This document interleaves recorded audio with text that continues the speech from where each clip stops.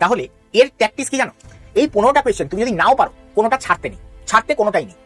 ধরো 15টাই পাচ্ছ না, অন্তত একটা অপশন করে সবকটা উত্তরে দাগিয়ে আসবে, সেগুলোই পরীক্ষায় এসে থাকে। আরেকটা গোপন তথ্য বলে দিচ্ছি, ইংলিশের কোয়েশ্চেন একটা জায়গা থেকে কপি হয়, পুরো আমি মানে ওয়ার্ড টু ওয়ার্ড আমার সাথে ইয়ে করে নাও, মিলিয়ে নাও, কপি হয়। কোথা থেকে সেই কপিটা হয় আমি একবার ভিডিওতে দেখিয়ে দিচ্ছি। আমার 9-10 এর বই, স্যার সাতটার বই এখানে ছবি দিয়েছেন, সাতটার বই অলওয়েজ সবার কাছে একটা কাল্ট বই, কারণ সাতটার বইটাকে সবাই একটা আলাদা লেভেলে ভাবে, তো তাই জন্য সাতটার বইয়ের ছবি রেখেছি। এখনো স্ট্র্যাটেজি শেষ হয়নি, তোমরা এখানে নোটস বানাবে। এইবার বুক রিডিং, তোমার হাতে বুক রিডিং এর সময় কম, আমরা পেড ব্যাচে যা পড়িয়ে দিই বুকের মধ্যে যা আছে সেগুলো রয়েছে, তবুও 4 ঘন্টায় যেহেতু তোমার ক্লাস হয়ে যাচ্ছে, এখনো 2 ঘন্টা হাতে আছে, তুমি বুকস, ঠিক আছে, বুক রিডিং করো 1 ঘন্টা মতন বাদ।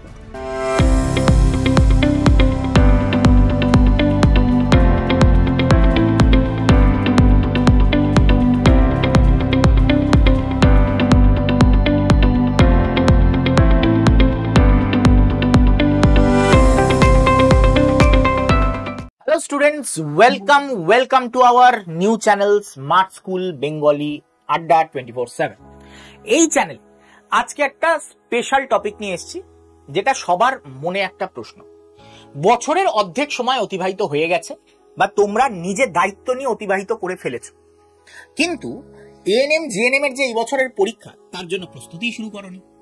অর্ধেকের ধারণাও নেই যে এক্সামে কিভাবে প্রিপারেশন নেব, এই এক্সামে আদৌ থাকে কি, এই এক্সামে কি করলে পাস করব, কি করলে ফেল করব। এই টপিকের উপরেই আজকের ক্লাস। এই টপিকটাকে বুঝতে গেলে এই পরীক্ষায় কি কি আছে, কি কি নেই সেটাকে ভালো করে বুঝতে হবে, কি কি বই পড়তে হবে সেটাকে ভালো করে বুঝতে হবে, এবং তারপরে লাস্টে গিয়ে আমি স্ট্র্যাটেজি বলবো। ওকে, তো চলো শুরু করা যাক। পুরো ভিডিওটা শুরু থেকে শেষ অবধি দেখবে, শেষটা দেখা মোস্ট ইম্পর্টেন্ট, কারণ শেষেই আমি স্ট্র্যাটেজিটা বলবো। তো চলো শুরু করা যাক আজকের ক্লাস। আজকের এই টপিকে আমরা এই এক্সামের মার্কস ডিভিশন দেখব, এবং exam pattern, marks versus rank, total syllabus, books এবং স্ট্র্যাটেজি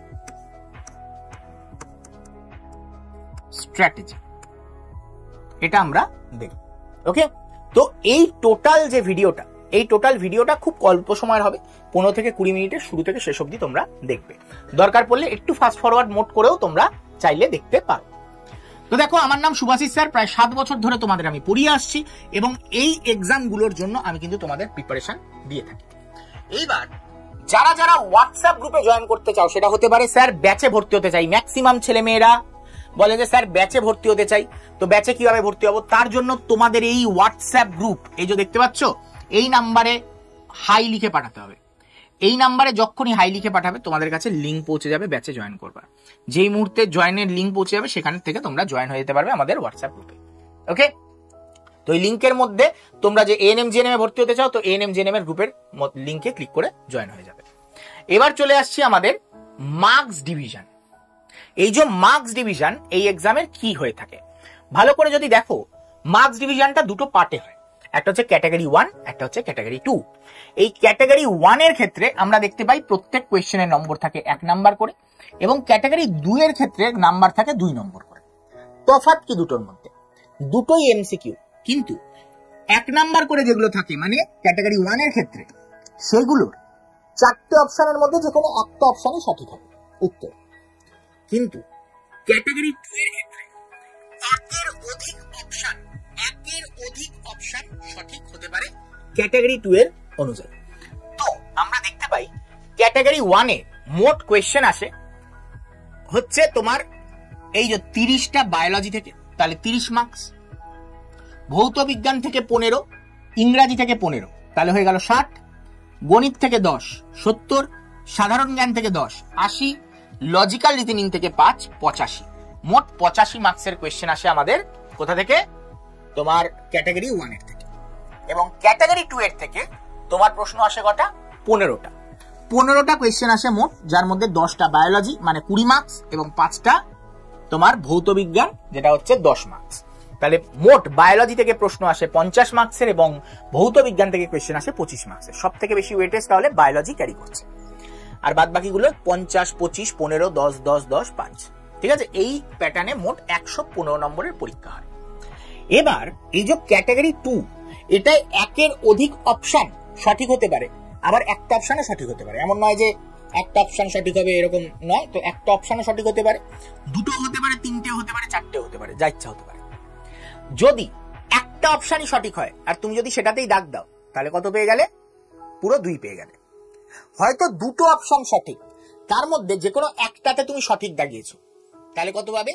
1 নাম্বার পাবে, কারণ দুটোর মধ্যে ডিভাইড করলে 1 মার্কস আসে এটার হিসাবে। স্যার যদি দুটো অপশন সঠিক উত্তর, কিন্তু আমি ধরুন এ আর বি হচ্ছে সঠিক উত্তর, কিন্তু আমি বি আর সি তে দাগিয়েছি, তাহলে কি আমি বি এর জন্য মার্কস পাবো? না, টোটালি 0 পাবে, টোটালের উপর 0 পাবে। স্যার সি আর ডি দাগালে, এ আর বি যদি রাইট অ্যান্সার হয়, সি আর ডি দাগালে তো এমনিতেও 0 পাবে। কিন্তু স্যার যদি এরকম হয় A B C D option আছে, আমি এ আর বি হচ্ছে সঠিক উত্তর, আমি এ তেও দাগিয়েছি, বি তেও দাগিয়েছি, সি তেও দাগিয়েছি, তাহলে কি আমি নাম্বার পাবো? তাতেও 0ই পাবে। মানে একটাও যদি ভুল অপশনে তুমি টিক মেরে থাকো তার জন্য 0ই পাবে। তাহলে এর ট্যাকটিস কি জানো? এই 15টা কোয়েশ্চেন তুমি যদি নাও পারো, কোনোটা ছাড়তে নেই, ছাড়তে কোনোটাই নেই। ধরো 15টায় পাচ্ছ না, অন্তত একটা অপশন করে সবকটা উত্তরে দাগিয়ে আসবে, একটা অপশন। যদি লেগে যায় তাহলে তুমি মার্কস পেয়ে গেলে, আর যদি নাও লেগে যায় তা তো 0 পাবে, মাইনাস তো যাবে না। তাই জন্য এই কোয়েশ্চেন কখনো ছাড়তে নেই। এমসিকিউ ছাড়তে পারো যে আমার কনফিউশন মনে হচ্ছে ছেড়ে দিলাম, কিন্তু কখনো ক্যাটাগরি 2 কখনো ছেড়ে আসতে নেই। তো এটা হচ্ছে একটা স্ট্র্যাটেজি, বলে দিলাম, পরীক্ষার হলে অ্যাপ্লাই করবে। বেশিরভাগ বোদ্ধারা এই কাজটা না করেই চলে আসে, তো এটা মাথায় রাখবে। এর জন্য অনেকের মার্কস কমে যায়, 3-4 মার্কস এখানে পাওয়ার ছিল, কমে যায়। এইবার আসছি আমরা তোমার নেক্সট পার্ট, সেটা হচ্ছে মার্কস ভার্সেস র্যাঙ্ক। আমরা এই মার্কস ভার্সেস র্যাঙ্ক এই কারণে দেখাচ্ছি যে তোমার কত পেতে হবে এই বছর সুযোগ পেতে হলে। এই বছর কাট অফ যাওয়ার সম্ভাবনা, যদি আগের বছরের মতোই পরীক্ষাটা হয় কোয়েশ্চেনের লেভেল, তাহলে কত যেতে পারে আমি একটু বাদেই বলছি। তার আগে দেখে নাও, তোমার যদি 100-র মধ্যে মার্কস আসে এইবারের অনুযায়ী, তাহলে তোমার 20 থেকে 25-এর মধ্যে র্যাঙ্ক আসবে, 95 এলে 50 থেকে 60, 90 এলে 250 থেকে 280, 85 এলে 400 থেকে 430, 75 এলে 850 থেকে 890, 70 এলে 1100 থেকে 1150, 65 পেলে 1500 থেকে 1600। এটা আমরা দেখি হচ্ছে ওল্ড প্যাটার্ন অনুযায়ী এইটা আসার কথা, ওল্ড প্যাটার্ন অনুযায়ী, ওল্ড প্যাটার্ন মানে আমরা যদি আগের বছর দেখে থাকি এই প্যাটার্ন অনুযায়ী এসছিল, এই বছর পুরো উল্টে পাল্টে সব একাকার হয়ে গেছে। এই বছর আর এই গল্পই নেই, তুমি এই 65 পেয়ে 1600 র্যাঙ্ক করবে, এখন হাতের বাইরে চলে গেছে। তো ধরে নাও স্যার 65 পেলে কত র্যাঙ্ক হবে? 65 পেলে ধরে নাও তোমার র্যাঙ্ক হবে এর ডবল, মানে 3200, 3500, 3600 এরকম টাইপের গিয়ে র্যাঙ্ক হবে। বলছেন কি স্যার? হ্যাঁ, কিন্তু তুমি যদি আরেকটা জিনিস লক্ষ্য করো, এই উপরের মার্কস অনুযায়ী র্যাঙ্ক কিন্তু চেঞ্জ হয়নি, উপরের দিকটা ইনট্যাক্ট আছে, যত তলার দিকে নেমেছে, মানে আমি বলবো 85 অব্দি, উপরের দিক মানে 85 অব্দি প্রায় ইনট্যাক্ট রয়েছে, একটুখানি চেঞ্জেস হয়েছে কিন্তু প্রায় কাছাকাছি একই রয়েছে। তার তলার গুলো গেছে সব একেবারে ঘেটে হবে, তলার লেভেলে এত কম্পিটিশন চলে এসছে যে এইখানটাই সব ঘেটে ঘ করে দিয়েছে, আদারওয়াইজ সব ঠিকঠাক ছিল। তো এই পরের বছর এই অনুযায়ী তোমার র্যাঙ্ক আসবে না, আরো ডেঞ্জার হতে চলেছে। তো পরের বছর তোমাদের আমি যদি বলি, আগের বছরের র্যাঙ্ক অনুযায়ী তোমাদের এই সিলেকশন, র্যাঙ্ক অনুযায়ী এই সিলেকশন এসছে। র্যাঙ্কের কিন্তু খুব একটা তফাৎ হয়নি সিলেকশনে, হয়েছে হচ্ছে মার্কস। র্যাঙ্ক খুব একটা ম্যাটার করেনি, র্যাঙ্ক মোটামুটি এই অনুযায়ী সিলেক্ট হয়েছে, কিন্তু মার্কস পুরো আকাশ পাতাল পরিবর্তন হয়ে গেছে। তো আমরা যদি দেখি আগের বছর, মানে আমরা যদি দেখি 69, 55, 92, এটা হচ্ছে যারা যারা পেয়েছে তাদের মার্কস, এখানে লিস্ট দেওয়া আছে, তোমরা দেখে নিতে পারো। পরের বছর গল্প এখানে আর আটকে থাকবে না, পরের বছর এর থেকে আরো 3 মার্কস বাড়িয়ে নাও, 3-4 মার্কস এর থেকে বাড়িয়ে নাও, ঠিক আছে? প্রত্যেকটার থেকে 3-4 মার্কস বাড়িয়ে নাও, সেটাকে টার্গেট নাও এবং তারপরে লক্ষ্যের দিকে এগো, কারণ না হলে পরের বছর হাত থেকে বেরিয়ে যাবে। বাস্তব কথা, শুনতে খারাপ লাগবে, আমি আগের বছর একেবারে মানে যত ইউটিউব চ্যানেল ভিডিও বানিয়েছে তার মধ্যে যদি সঠিক প্রেডিকশন করে থাকে সেটা আমি করেছিলাম। আমি বলেছিলাম হাই কাট অফ যাবে, তোমরা এসে বরঞ্চ ভিডিওতে গালাগালি লিখে দিয়ে গেছিলে, কি বলছে, হ্যাঁ বাজে স্যার, এমন এমন ভাষা প্রয়োগ করেছো যেগুলো বলার মতন নয়। কিন্তু কিছু ভেবেই বলেছিলাম, কিছু তো ওই হয় না যে আইকিউ ইনস্টিংক্ট কাজ করে, এতদিন ধরে পড়াচ্ছি, এইটুকুনি বুঝতে পারি যে এই বছর কি হতে চলেছে কি না হতে চলেছে। কারণ ছাত্ররা এসে সবাই এসে বলছে স্যার আমার 85 হচ্ছে, আমার 95 হচ্ছে, এইগুলো এসে যখন সবাই বলছে তার মানে সবার ভালো পরীক্ষা হয়েছে, তো কাট অফ হাই যাবে, এটাই বাস্তব। এবার এইটা তুমি যদি বাস্তবের থেকে মুখ লুকিয়ে বাঁচতে চাও, বাঁচতেই পারো, কিন্তু বেশি দিন বেঁচে থাকতে পারবে না। এটা মাথায় যত তাড়াতাড়ি ঢুকিয়ে নেবে তত তাড়াতাড়ি তুমি বেঁচে যাবে। ওকে, চলো আমরা তো ম্যাথস ডিভিশন কি হতে মানে কি হবে সেটা তো আমরা বলেই দিয়েছি। এইবার আমরা যাব হচ্ছে কি টোটাল সিলেবাস। টোটাল সিলেবাসের এখানে আমি তোমাদের এখানে লিখে রেখেছি সব সিলেবাস গুলো। যেমন বায়োলজি সিলেবাস হচ্ছে 9-10 এর সম্পূর্ণ সিলেবাস, এবং 9-10 এ যা যা থাকে সেই চ্যাপ্টার গুলোর নাম এখানে লেখা আছে। পারলে এটা স্ক্রিনশট নিয়ে নাও, ঠিক আছে? আমি পড়ে পড়ে বোঝাবো, সময় নষ্ট হবে, তুমি নিজেও পড়ে বুঝে নিতে পারবে। তো স্ক্রিনটাকে পজ করে তুমি লিখে নিতে পারো বা স্ক্রিনশট মেরে নিতে পারো। মোট কথা 9-10 এর টোটাল সিলেবাস তোমাকে পড়তে হবে, যার মধ্যে আমরা যদি দেখি যে এই যে প্রাণীদের নিয়ন্ত্রণ এবং সমন্বয়, এর মধ্যে হিউম্যান ফিজিওলজি পার্ট রয়েছে, এটার উপরে তোমাকে জোর দিতে হবে, ঠিক আছে? হিউম্যান ফিজিওলজি, সেল, এইগুলো এর মধ্যে রয়েছে। যেমন হচ্ছে জীবন সংগঠন, এর মধ্যে সেল রয়েছে, সরি, ঠিক আছে? এটা হচ্ছে তোমার হিউম্যান ফিজিওলজি রয়েছে, এর মধ্যে সেল রয়েছে, এই পার্টগুলো রয়েছে। জীবনের শারীরবৃত্তীয় প্রক্রিয়া, হিউম্যান ফিজিওলজি রয়েছে, এগুলোর উপরে জোর দিতে হবে। মানব কল্যাণ, এর উপরে জোর দিতে হবে। এইগুলো মেন ওয়েটেজ ক্যারি করে পরীক্ষার ক্ষেত্রে, যেমন বংশগতি ও জেনেটিক রোগ, ঠিক আছে? এইগুলো ওয়েটেজ ক্যারি করছে, এগুলোর উপরে স্পেশাল ভাবে জোর দিতে হবে। সব থেকে কম ওয়েট ক্যারি করে হচ্ছে 5 আর এই 5 সব থেকে কম ওয়েট ক্যারি করে। ওকে, ক্লিয়ার? চলো এইবার আসছি ফিজিক্যাল সায়েন্স। ফিজিক্যাল সায়েন্সের ক্ষেত্রে তোমরা এখানে একটা বড় সরল লিস্ট দেখতে পাচ্ছ, ঘাবড়াবার কিচ্ছু নেই। এখানে ম্যাক্সিমাম চ্যাপ্টার খুব ছোট ছোট চ্যাপ্টার, এবং তুমি যদি দেখো বায়োলজির থেকে কম সিলেবাস কিন্তু এই চ্যাপ্টারের হয়ে থাকে, বায়োলজির থেকেও কম সিলেবাস। ওকে, তোমার দেখে মনে হতে পারে ওরে বাবারে কত কিছু আছে, না। এখানে কোন কোন জিনিসের উপরে জোর দেবে, যেমন আমি জোর দেওয়ার থেকে কোন কোন জিনিসের উপর কম জোর দিতে পারো সেটা বলে দিচ্ছি। তড়িৎ বিশ্লেষণ, এটার উপর কম জোর দিতে পারো, এইটার উপরে কম জোর দিতে পারো, এটার উপরে কম জোর দিতে পারো, এটার উপরে কম জোর দিতে পারো,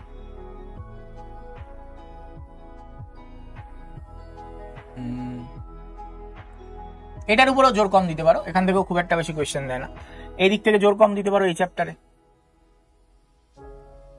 তারপর এই চ্যাপ্টার, এগুলোর উপর একটু জোর কম দিতে পারো, বাদ বাকিগুলো দেখতে হবে, ঠিক আছে? ওকে, জোর কম দিতে পারো মানে পড়বেই না এমন নয়। আমাদের পেড ব্যাচে যারা যারা পড়ছো তাদের সবকিছু পড়ানো হয়েছে, ধরে ধরে খুঁটিয়ে খুঁটিয়ে। ওকে, ইউটিউবে হয়তো সব কটা হবে না, কিন্তু পেড ব্যাচে কিন্তু সব খুঁটিয়ে খুঁটিয়ে পড়ানো হয়েছে। এবার চলে আসছি ইংলিশের সিলেবাস। তোমরা এখানে দেখতে পাচ্ছ ডেসক্রিপটিভ তো এক্সামে থাকে না, তাই জন্য কেটে দিয়েছি। রিডিং কম্প্রিহেনশন তোমাদের এক্সামে আসবে না, তাই জন্য কেটে দিয়েছি। বাদ বাকি এখানে যা যা আছে সবকিছু আসতে পারে। এখানে যা যা রয়েছে নর্মালি অন্যান্য কম্পিটিটিভ এক্সামে যা আসে সেগুলোই পরীক্ষায় এসে থাকে। আরেকটা গোপন তথ্য বলে দিচ্ছি, ইংলিশের কোয়েশ্চেন একটা জায়গা থেকে কপি হয় পুরো। আমি মানে ওয়ার্ড টু ওয়ার্ড আমার সাথে ইয়ে করে নাও, মিলিয়ে নাও, কপি হয়। কোথা থেকে সেই কপিটা হয় আমি একবার ভিডিওতে দেখিয়ে দিচ্ছি, তোমরা একবার দেখে রাখো যে আমরা কোথা থেকে প্র্যাকটিস করবো, যে তোমরা যারা আছো তারা কোথা থেকে প্র্যাকটিস করবে, একবার জিনিসটা দেখে নাও। ওকে, তোমাদের একবার দেখিয়ে দিই। দেখো এইখানে যাবে ওয়েবসাইটে, সেখানে গিয়ে wbjweb.nic.in এটা বলে সার্চ করবে, দেখবে এইরকম একটা সাইট খুলছে, যে এই সাইটে তুমি এএনএম-জিএনএম এর খবর পাও। দেখে নাও একবার এএনএম-জিএনএম এর কোনো খবর এসছে কিনা।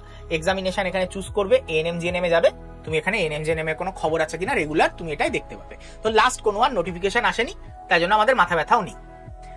কিন্তু ইংলিশের কোয়েশ্চেন আসছে কোথা থেকে, সেই কোয়েশ্চেনটা দেখার জন্য ওল্ড কোয়েশ্চেন পেপার এখানে তুমি যদি চুজ করো, এখানে দেখতে পাবে অনেকগুলো এক্সামের নাম দেখাচ্ছে।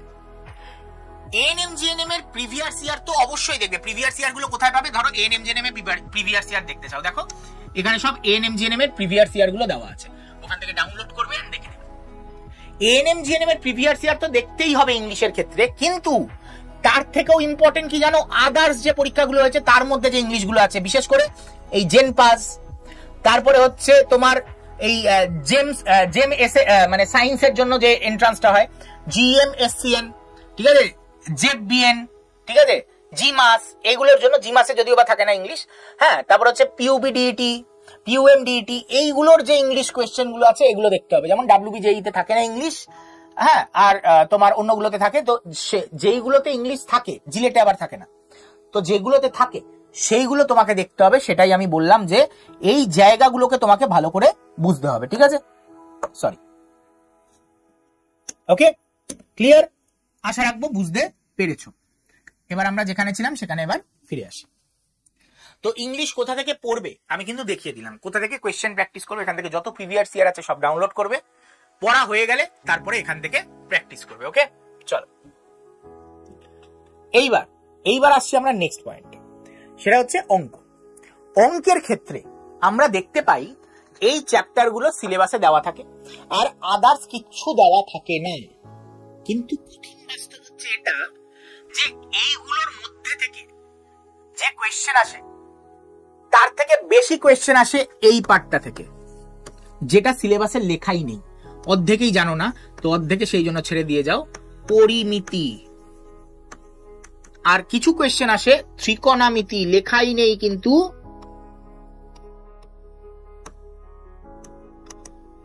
ওকে, তো লেখাই নেই কিন্তু পরীক্ষায় এইখান থেকে কোয়েশ্চেন গুলো দিচ্ছে। তো মাথায় রাখবে এই পার্ট যেটা অরিজিনাল সিলেবাসে আছে তার সাথে এই দুটো পার্টও কিন্তু তোমায় পড়তে হবে, বরঞ্চ ওই দুটো পার্ট জোর দিয়ে পড়তে হবে। এবার চলে আসি জিকে সিলেবাস। জিকের কোনো সিলেবাস হয় না, কিন্তু এই বছরে দাঁড়িয়ে ইম্পর্টেন্ট টপিক গুলো আমি এখানে দিয়ে দিয়েছি। ঠিক আছে, এই বছরে দাঁড়িয়ে ইম্পর্টেন্ট টপিক কি কি হতে পারে মোট 20খানা টপিক আমি দিয়ে দিয়েছি। এর বাইরে খুব একটা বেশি পড়তে হবে না, এলে অ্যান্সার করবে না, দরকার পড়লে যা পাবে এর মধ্যে থেকে পেলে, না পেলে ছেড়ে দাও। ঠিক আছে, ক্লিয়ার? তো এইগুলোর উপরে জোর দিয়ে পড়াশোনা করো। জিকে বই খুব সহজেই অ্যাভেলেবেল, মার্কেটে যে কোনো একটা জিকে বই নিয়ে তোমরা কিন্তু পড়াশোনা করতে পারো। এবার আসছি রিজনিং সিলেবাস। রিজনিং এর এত বড় বড় সিলেবাস, নটা, কিন্তু যারা আমাদের পেড ব্যাচে পড়ো তাদের স্যার বলে দিয়েছেন যে কোন 8খানা, এই 18খানা চ্যাপ্টারের মধ্যে কোন 8খানা চ্যাপ্টার থেকে মোট কোয়েশ্চেন হয়। যারা পেড ব্যাচে আছো আশা করি জানো, তাই তো? যে পেড ব্যাচে যারা আছো তারা জানো যে এই 18খানার মধ্যে কোন 8খানা চ্যাপ্টার থেকে কোয়েশ্চেন আসে। আশা রাখবো তুমি সেটা দেখে নিয়েছো। ওকে, চলো নেক্সট পয়েন্টে যাই। এইবার আমরা দেখবো যেটা সেটা হচ্ছে কি এফেক্টিভ বুকস। এই পরীক্ষার জন্য প্রয়োজনীয় বইগুলো কি? দেখো, প্রয়োজনীয় বইয়ের মধ্যে সর্বপ্রথম আমরা বায়োলজি দেখব, এবং বায়োলজির জন্য তোমার 9-10 বই। স্যার 7টার বই এখানে ছবি দিয়েছেন। 7টার বই অলওয়েজ সবার কাছে একটা কাল্ট বই, কারণ 7টার বইটাকে সবাই একটা আলাদা লেভেলে ভাবে, তো তাই জন্য 7টার বইয়ের ছবি রেখেছি। কিন্তু তুমি যদি ছায়া প্রকাশনীর বই পড়ো বা অন্য কোনো তুলসী পাবলিকেশন, ম্যাটার করে না, মোট কথা তুমি যে বই থেকে 9-10 পড়েছো সেই বইটাকে ধুলো ঝেড়ে বার করবে। এবার তুমি যদি বলো স্যার আমাকে আবার বইটা কিনতে হবে, তাহলে তো প্রচুর খরচ। সেটা তোমার ভুল যে তুমি তোমার 9-10 বই বেচে দিয়েছো বা ফেলে দিয়েছো, সেটা তোমার ভুল। এটা থাকা উচিত ছিল তোমার ঘরে সারা জীবন। ওকে, তো তুমি যখন বেচে দিয়েছো তুমি আবার কিনবে, স্বাভাবিক ব্যাপার। এবার কোন বই কিনবে মার্কেট থেকে সেটা তোমার উপর নির্ভর করছে। আমি কোনো কিন্তু বই কিনতে বলছি না। 9-10 বই, 9-10 পাস করেছো, ধুলে ঝেড়ে ওই বইটাকেই বার করবে। ওকে, এরপরে আসছে ভৌত বিজ্ঞান। সেম ম্যাটার, 9-10 তুমি যে বইটা থেকে পড়েছো সেই বইটাকে ধুলো ঝেড়ে বার করবে। সেটা হতে পারে ছায়া, সেটা হতে পারে 7টা, সেটা হতে পারে এনিথিং। যেই বইটা দেখে তোমরা পড়েছো সেই বইটাকে ধুলো ঝেড়ে বার করবে। ম্যাথসের ক্ষেত্রে, স্যার ম্যাথসের ক্ষেত্রে তুমি চাইলে তোমার যে পুরনো 9-10 বই আছে সেখান থেকেও করতে পারো, তবে সুবীর দাস, বাংলা ভাষায় পাওয়া যায় সুবীর দাস, সেই সুবীর দাসের বই কিন্তু তুমি চাইলে পড়তে পারো। ওকে, সুবীর দাসের বই তুমি চাইলে কিন্তু এটা পারচেজ করতে পারো ম্যাথ প্র্যাকটিস করবার জন্য। এইবার আমরা চলে আসছি হচ্ছে তার পরের পার্ট, সেটা হচ্ছে রিজনিং। আমি বলবো আমাদের পেড ব্যাচে যারা আছো তারা রিজনিং এর কোনো বই কিনবে না। স্যার যেটা করাচ্ছে ওটা করে যাও, পরীক্ষা ওখান থেকেই আসবে। ঠিক আছে, একেবারে ওপেন বলছি, স্যার যেটুকুনি করাচ্ছে ওইটুকুনি আসবে, ওর বাইরে একটা কিছু আসবে না। তো রিজনিং তোমার বাইরে থেকে করার কোনো প্রয়োজন নেই। ইংলিশের ক্ষেত্রেও সেম কথা বলবো। ইংলিশ স্যার যেগুলো করাচ্ছেন সেগুলো করবে। স্যার কয়েকটা কোয়েশ্চেন প্র্যাকটিস করাবেন, কোথা থেকে করাবেন আমি একটুখানি ইঙ্গিত দিয়েও দিয়েছি। সেখান থেকে মডিফাই করে 2-4টে কোয়েশ্চেন আসবে পরীক্ষায়, সেগুলো করিয়ে দেবেন, সেই অনুযায়ী তোমরা করে যাও, পরীক্ষায় পেরে যাবে। ওকে, তো ইংলিশের ক্ষেত্রে আমাদের পেড ব্যাচের ক্লাস ফলো করো এবং স্যার যেগুলো করাচ্ছে সেগুলো ফলো করো, সম্পূর্ণ পেয়ে যাবে এখান থেকে কোয়েশ্চেন। জিকের ক্ষেত্রেও কোনো বই কেনার আপাতত দরকার নেই, বাড়িতে যদি কোনো বই থাকে খুব ভালো, না থাকলে শুভেন্দু স্যারের ক্লাস তোমাদের দেওয়া হয়েছে পেড ব্যাচে, ওখানের বাইরে একটা কিছু আসবে না, তেমন আসলেও আমি বলবো ছেড়ে দাও। জিকের ক্ষেত্রে বেশি মাথা ঘামাবার দরকার নেই, জিকে করতে গিয়ে সবাই অর্ধেকে পাগল হয়ে যায়। এইবার আসছি আসল খেলা, প্র্যাকটিসের খেলা। তোমাকে যে বইটা কিনতে হবেই মাস, সেটা হচ্ছে প্র্যাকটিস বুক। স্যার কোনটা কিনবো? তিনটের মধ্যে যে কোনো একটা। আমি বলবো প্রথমে তিনটের মধ্যে যে কোনো একটা। তুমি যদি ভালো স্টুডেন্ট হও এবং তুমি চরম খাটতে রাজি থাকো, তাহলে বলবো তিনটেই কিনবে একটার পর একটা। মানে প্রথমে তোমার সিলেবাস, যাদের আমাদের ফার্স্ট ব্যাচের স্টুডেন্ট, তাদের আমাদের পড়ানো কালকেই শেষ হয়ে গেছে, লাস্ট ক্লাস। আমার লাস্ট ক্লাস কালকে হয়েছে। তো যে লাস্ট ক্লাস হয়ে গেছে, তাহলে এবার তাদের কি কাজ? এই এএনএম জেএনএম এর ধরো তপতি পাবলিকেশনের বইটা কিনে সে এবার কি করবে? প্র্যাকটিস করা শুরু করবে। পড়া যেহেতু হয়ে গেছে, যেই মুহূর্তে এই বইটা শেষ হয়ে যাবে সেই মুহূর্তে আদার্স আরেকটা বই, সাতটার বইটা ধরো কিনে নিল, এটা প্র্যাকটিস করলো। সাতটার বই কমপ্লিট হয়ে গেল, এইবার আরেকটা বই এক্সাম বাংলা, এই বইটা কিনবে, প্র্যাকটিস করবে। আমি তোমাদের ক্ষেত্রে বলবো যারা যারা ভালো স্টুডেন্ট আছো তারা প্রথমে তপতি কিনবে, এটা একটু কঠিন, এটা একটুখানি ইজি তার থেকে, আর এটা সব থেকে ইজি।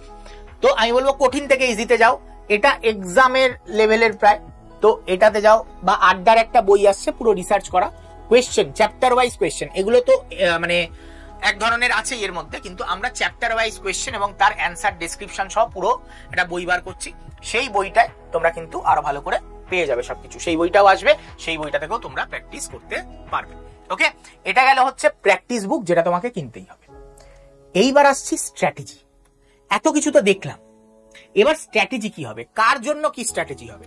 স্ট্র্যাটেজির জন্য আমি স্টুডেন্টদের দুভাগে ভাগ করেছি, একটা ফুল টাইম অ্যাসপিরেন্ট আর একটা পার্ট টাইম অ্যাসপিরেন্ট। স্যার এটা আবার কি জিনিস? ফুল টাইম অ্যাসপিরেন্ট মানে যারা আর কিচ্ছু করছে না, খালি এএনএম জিএনএম এর প্রিপারেশন ছাড়া, তাকে বলবো আমরা ফুল টাইম অ্যাসপিরেন্ট। মানে না সে স্কুলে যায়, কলেজে যায়, কিচ্ছু যায় না, সে বাড়িতে বসে পড়াশোনা করে এএনএম জিএনএম এবার লাগাবার জন্য। সব থেকে বেশি টেনশনে থাকবে এবছর এরা। পার্ট টাইম অ্যাসপিরেন্ট কারা? যারা কলেজে পড়ছে বা স্কুলে পড়ছে, তার সাথে এএনএম জিএনএম এর প্রস্তুতি নিচ্ছে, হাউস ওয়াইফ, মোট কথা তাদের কথা বলছি যাদের হাতে সময় কম থাকে দিনে। এদের অরেল টাইম, এদের 10 থেকে 12 ঘন্টা পড়া এদের কাছে কোনো ব্যাপারই নয়, কিন্তু এদের ক্ষেত্রে 4 থেকে 5 ঘন্টা বার করা খুব কঠিন একটা ব্যাপার। তো দুজনের জন্য স্ট্র্যাটেজি আলাদা হবে, তো দুজনকে দুজনের মতন করে বলছি। সব থেকে ইজি যে মানে পড়ার সময় বার করা, সেটা হচ্ছে ফুল টাইম অ্যাসপিরেন্টের, কিন্তু এদের মাথায় সব থেকে বেশি চাপ রয়েছে, কারণ এরা আর কিচ্ছু করছে না, খালি এইটার ভরসায় রয়েছে।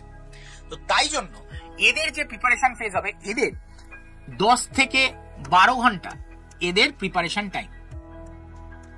এই 10 থেকে 12 ঘন্টার মধ্যে তোমার যদি এখনো প্রিপারেশন শুরু না করে থাকো, আমি ধরে নিলাম তুমি করোইনি, তাহলে তোমার এই 10 থেকে 12 ঘন্টার মধ্যে তুমি যদি কোনো পেইড ব্যাচে ভর্তি হয়ে থাকো, 3 থেকে 4 ঘন্টা তোমার রেগুলার ক্লাস করতে হবে।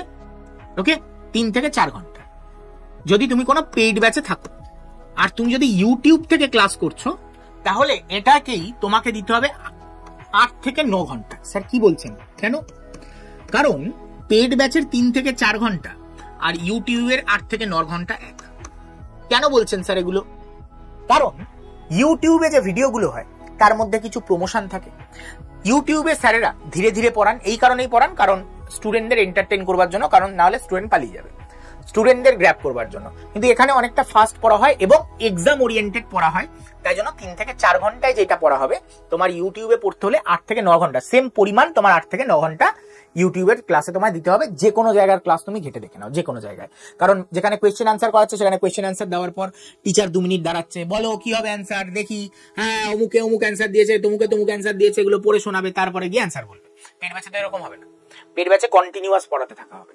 ওকে, এবং তুমি বুঝতে না পারলে কোয়েশ্চেন করলে সেটা বুঝিয়ে দেওয়া হলো, এইটুকুনি। আর এমনিতেও ডাউট ক্লিয়ারিং এর জন্য আলাদা ক্লাস থাকে। যাই হোক, তো 8 থেকে 9 ঘন্টা তোমাকে ইউটিউবে টাইম দিতে হবে। এই পিছনে কারণ কি? 1, ওই যে লেন্দি হয় ভিডিও। 2, ইউটিউবের ভিডিও চালালে তোমার এভারেজ যে পয়েন্টটা হয় যে 20 মিনিটের মধ্যে 5 মিনিট অ্যাড আসে। 4 থেকে 5 মিনিটের অ্যাড থাকে প্রত্যেক 20 মিনিট অন্তর। আমি চলো আধ ঘন্টায় ধরে নিলাম 5 মিনিট, তাহলে 8 থেকে 9 ঘন্টায় তোমার অ্যাড দেখতে হবে, মাস্ট যে পার্টটা দেখতে হবে অ্যাডের, সেটা কত হয়ে যায় তুমি একবার হিসাব করে দেখো, তাই না? 16 × 5 মিনিট, তা প্রায় 1 ঘন্টার উপর তোমাকে অ্যাড বিনা কারণে দেখতে হবে, তো তাতে সময় যাবে। আরেকটা জিনিস যেটা মানে ইউটিউবে যেটা হয় যে 8 থেকে 9 ঘন্টার এই যে ক্লাস তোমাকে দেখতে লাগছে, তোমাকে ভিডিওগুলো তো খুঁজে খুঁজে বার করতে হবে কোনটা বেস্ট কোনটা বেস্ট নয়। ধরো কোষের ক্লাস ইউটিউবে আমারটা বেস্ট লেগেছে, তুমি দেখলে, আমার হয়তো অমুক ক্লাস ভালো লাগেনি, তুমি অন্য একটা ইউটিউব চ্যানেলে গিয়ে তুমি ভাবছো যে এখানে আমি বেস্ট ক্লাস পাবো, দেখার পর 10 মিনিট দেখার পর মনে হবে ওরে না, সুভাষিস স্যারেরটাই ভালো ছিল। তো ওই 10 মিনিট তো গেল, আবার সুভাষিস স্যারের ভিডিওতে ফিরে এলে। তুমি অন্য চ্যানেলে যাওয়ার পর পুরো ক্লাস হয়ে যাওয়ার পর মনে হচ্ছে যে যা কিছুই তো বুঝলাম না, সব মাথার উপর দিয়ে গেল। তারপরে আবার এই চ্যানেলে ফিরে এসে আবার সেম টপিকের ভিডিও দেখলে। তো এইগুলো যে সময় যায়, এটার জন্য আমি বলেছি 8 থেকে 9 ঘন্টা। তো তুমি যদি সেলফ স্টাডি করছো ইউটিউবের ভিডিও দেখে, তাহলে তোমার 8 থেকে 9 ঘন্টা ভিডিও দেখার পিছনেই যাবে। এবার 8 থেকে 9 ঘন্টা ভিডিও দেখার পিছনে গেল, তোমার এখানে এদের ক্ষেত্রে 3 থেকে 4 ঘন্টা গেল। এইবার তোমাকে এই যে 3 থেকে 4 ঘন্টা যে পড়লে, তোমার নোটস বানাবার জন্য, নোটসের জন্য আরো 2 ঘন্টা তোমায় বার করতে হবে। 2 আওয়ার্স 2 আওয়ার্স তোমায় নোটের জন্য বার করতে হবে। স্যার আমাদের জন্য সেম ম্যাটার, বাদ বাকি সব সেম। তোমার এই ক্লাস করতেই বেশি সময় খেয়ে যাচ্ছে, তোমাকে বেশি টাইম দিতে হবে, তোমাকে 16 ঘন্টা 17 ঘন্টা পড়তে হবে, এটাই তফাৎ। নোটস বানাবার জন্য 2 ঘন্টা আরো তোমায় দিতে হবে, এদেরও দিতে হবে, এদেরও দিতে হবে, এতে কোনো বিকল্প নেই। এবং নোটস বানাবার পর তুমি যে বইটা, তোমাকে আমি বললাম 9-10 এর বই, বুকস স্টাডি, এই বুক স্টাডির জন্য তোমায় দিতে হবে কত? আরো ধরে নাও 2 ঘন্টা, আরো 2 ঘন্টা। তাহলে মোট তোমার কত ঘন্টা হলো? 8 ঘন্টা। এই 8 ঘন্টা তোমার কাদের জন্য? 8 ঘন্টা যারা পেইড ব্যাচে পড়ছে তাদের জন্য। আমি 4 ঘন্টা ধরলে 8 ঘন্টা। তারপরে যে 2 ঘন্টা থাকবে সেখানে তুমি চ্যাপ্টার ওয়াইজ এমসিকিউ প্র্যাকটিস করতে পারো। চ্যাপ্টার ওয়াইজ এমসিকিউ, তোমাকে আটকাবার ক্ষমতা কারণ নেই। এটা করতেও দেখবে 1 ঘন্টা লাগছে, বা 2 ঘন্টা তুমি ইউজ করলে কোয়েশ্চেন গুলো করার পর অ্যানালাইসিস করা। এটা হচ্ছে একটা ফুল টাইম অ্যাসপিরেন্টের তোমার টাইম শিডিউল। ওকে, এইবার এদের ক্ষেত্রেও তুমি ভেবে নাও 8 থেকে 9 ঘন্টা, 9 + 2 11, 2 13, 2 15 ঘন্টা তোমাকে টাইম বার করতে হবে যদি তুমি সেলফ স্টাডি করো।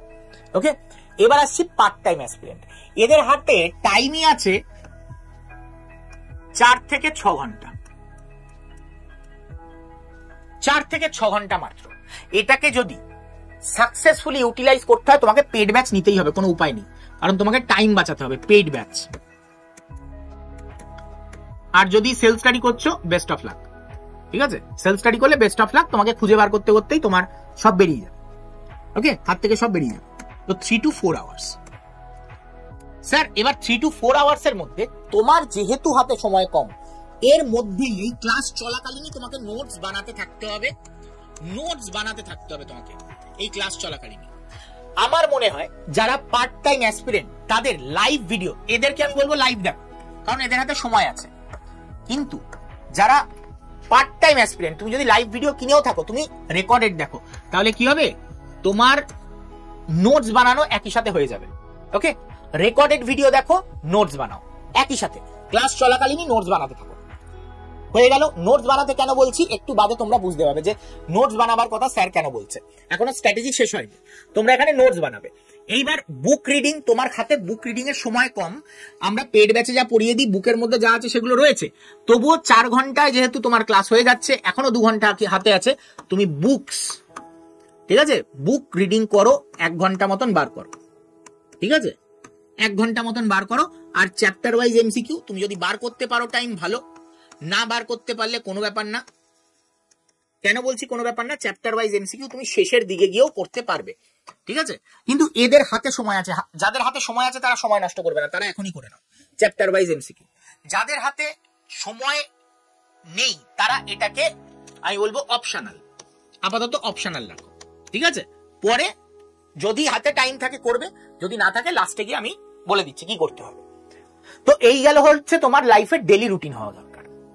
আর চেষ্টা করবে একদিনে মানে এই যে ক্লাস করছো, ক্লাস করার পর এই যে নোটস বানাচ্ছ, যেদিনকার নোট সেই দিনই যাতে কমপ্লিট হয়ে যায়, যেদিন যেটা পড়ছো সেই দিনই যাতে সেটা কমপ্লিট হয়ে যায়। এইবার আসছি আমি পরের পয়েন্টে, যেটা হচ্ছে শিডিউল কি হবে। মাথায় রাখবে তোমাকে মার্চ মাসের মধ্যে সিলেবাস শেষ করলে তারপরে তোমার হাতে একটা কিছু রয়েছে, মানে তুমি বড় কিছু অ্যাচিভ করতে পারবে। তোমার মার্চের মধ্যে পুরো সিলেবাস শেষ হয়ে যাওয়া দরকার। March end, syllabus end, March এন্ডে সিলেবাস এন্ড করতে হবে, এটা হচ্ছে তোমার মেন মোটো। এরপর এই যে সিলেবাস এন্ড করলে, তার সিলেবাস এন্ড করলে তার ঠিক ওই 1-1.5 মাস 1-1.5 মাস তোমার 1.5 মান্থস, তার মানে 1.5 মান্থস তুমি কি করবে, পুরো এমসিকিউ সলভ করো। যেটা আমি বললাম যে অন্যদের হাতে, ওই যারা পার্ট টাইম তাদের হাতে তো সময় নেই, তো এমসিকিউ সলভ করো,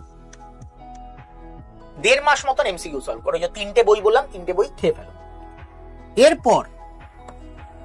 এরপরে হাতে আরো 3 মাস, 1.5 মাস 2 মাস মতন থাকবে। আমি ধরে নিলাম 1.5 মাস আছে। নেক্সট 1.5 মাস মানে 1.5 মাস যেটা লাস্ট 1.5 মাস মক টেস্ট দাও, খালি মক টেস্ট, আর কিচ্ছু না। মক টেস্ট আর কিচ্ছু করবে না, মক টেস্টের পর মক টেস্ট। স্যার যারা পার্ট টাইম অ্যাসপিরেন্ট তাদের সিলেবাস মার্চের মধ্যে শেষ করতে পারবে না, তাদের মার্চের জায়গায় শেষ হবে হচ্ছে এপ্রিলে গিয়ে, ঠিক আছে? এপ্রিল এন্ডে গিয়ে তোমাদের সিলেবাস শেষ হবে। তোমাদের তারপর একটু ফাস্ট হতে হবে, এপ্রিল এন্ডে তোমাদের সিলেবাস শেষ হবে। যারা রেকর্ডেড ভিডিও দেখে দেখে করছো, সিলেবাস এন্ড হবে, কিন্তু চাপের কিচ্ছু নেই। তুমি 1 মাসের মধ্যে এমসিকিউ সলভ করার চেষ্টা করো। তুমি একটু ফাস্ট কাজ করবে। 1 মান্থসে তোমার এমসিকিউ সলভ করো, এবং তারপরে লাস্ট 1 মান্থ,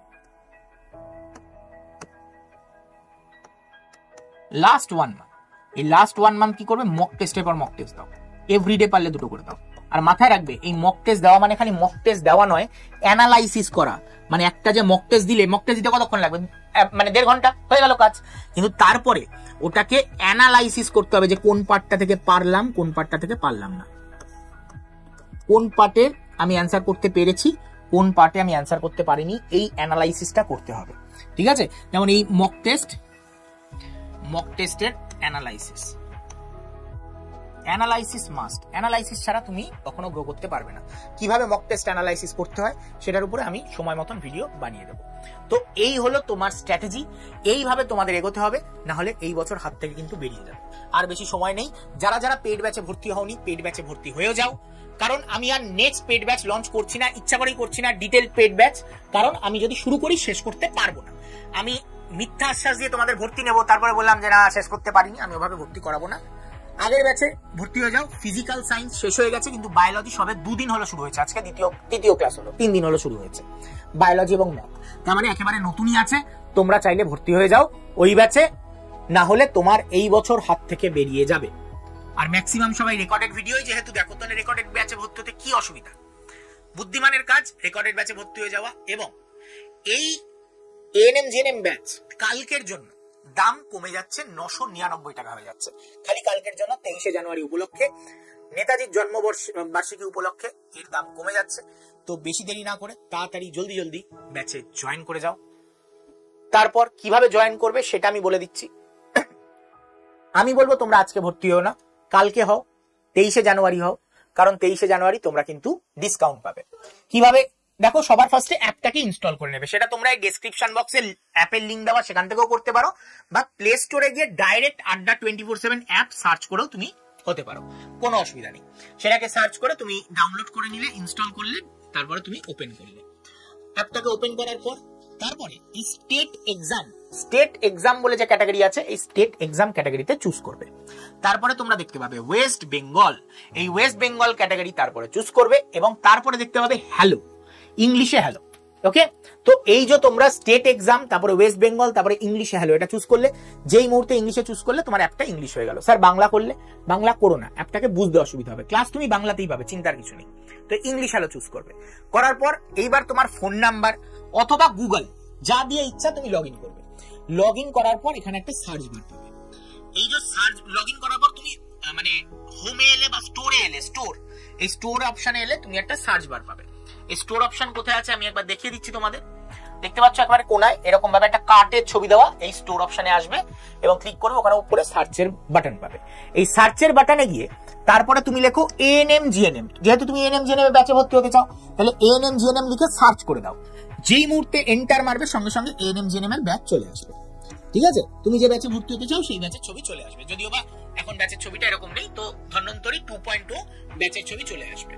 চলে আসার পর তোমরা তারপরে সেই ব্যাচে এখানে কুপনের জায়গা থাকবে। অলরেডি একটা কুপন বসানো থাকে, সেটাতে কম ছাড় পাওয়া যায়। আমি যেটা বলছি 999 টাকায়, তখন তুমি পাবে না ওই কুপন কোডটা ইউজ করলে। তাহলে 999 টাকায় পেতে গেলে কি করবে? এই কুপন অ্যাভেলেবেলের জায়গায় Y229 এই কোডটা অ্যাপ্লাই করবে। Y229 কোডটা অ্যাপ্লাই করলে সঙ্গে সঙ্গে, যেই মুহূর্তে Y229 কোড অ্যাপ্লাই করবে সঙ্গে সঙ্গে দাম কি হবে? কমে যাবে। এখানে দেখতে পাচ্ছ 1678 টাকা দেখাচ্ছে, তোমাদের ক্ষেত্রে দাম আরো কমে গিয়ে কি হয়ে যাবে? 999 টাকা কালকে। তারপরে করলে হবে না কিন্তু, 23শে জানুয়ারির জন্য খালি। পরে এসে বলবে না স্যার আবার তো দাম বেড়ে গেছে। 23শে জানুয়ারি যারা নেবে তারা 999 টাকায় পেয়ে যাবে। ওকে, নিয়ে নিলে এইবার তোমার বাই নাও করে দাও, বাই নাও করলে তোমরা পেয়ে যাবে। বা তোমরা যদি আরো গাইডেন্স চাও কিভাবে ভর্তি হবে, তার জন্য এই যে হোয়াটসঅ্যাপ গ্রুপের নাম্বার দিয়ে দিয়েছি, এই নাম্বারে হাই পাঠিয়ে দাও। এই নাম্বারে হাই পাঠালে লিঙ্ক পৌঁছাবে, সেই লিঙ্কে ক্লিক করে তোমরা জয়েন হয়ে যেতে পারবে হোয়াটসঅ্যাপ গ্রুপে। ওকে, সেই হোয়াটসঅ্যাপ গ্রুপে সব রকম জানিয়ে দেওয়া হবে। ব্যাচে কি কি পাবে এখানে পুরো দেওয়া আছে। রেকর্ডেড ভিডিও, লাইভ ভিডিও দুটোই পাবে। লাইভ ক্লাসে তোমার ডাউট ক্লিয়ারিংও করানো হবে। ডিপিপি সলভ মানে তুমি যে পড়াচ্ছি তোমাদের সেটার কোয়েশ্চেন সলভ আমি করাবো ডিপিপি ক্লাসে। ক্লাসের নোট পিডিএফ আকারে তোমরা পেয়ে যাবে, জিকের ইবুক পাবে, মক টেস্ট পাবে, কাউন্সিলিং গাইডেন্স পাবে। লাস্টে গিয়ে কাউন্সিলিং গাইডেন্স খুব দরকার হয়, সেটাও তোমরা পেয়ে যাবে। যেভাবে স্টেপ বাই স্টেপ বললাম সেভাবে তোমরা ভর্তি হয়ে যেতে পারো।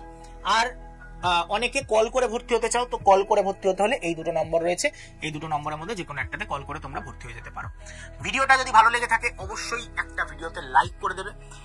চ্যানেলটাকে সাবস্ক্রাইব করতে ভুলো না, চ্যানেলটাকে সাবস্ক্রাইব করে নাও যারা যারা নতুন এই চ্যানেলে রয়েছে। আর এই ভিডিওটাকে শেয়ার করে দাও বন্ধু বান্ধবের মধ্যে যাদের এই ভিডিওটা প্রয়োজন, কারণ না হলে এই বছর কিন্তু হাত থেকে বেরিয়ে যাবে।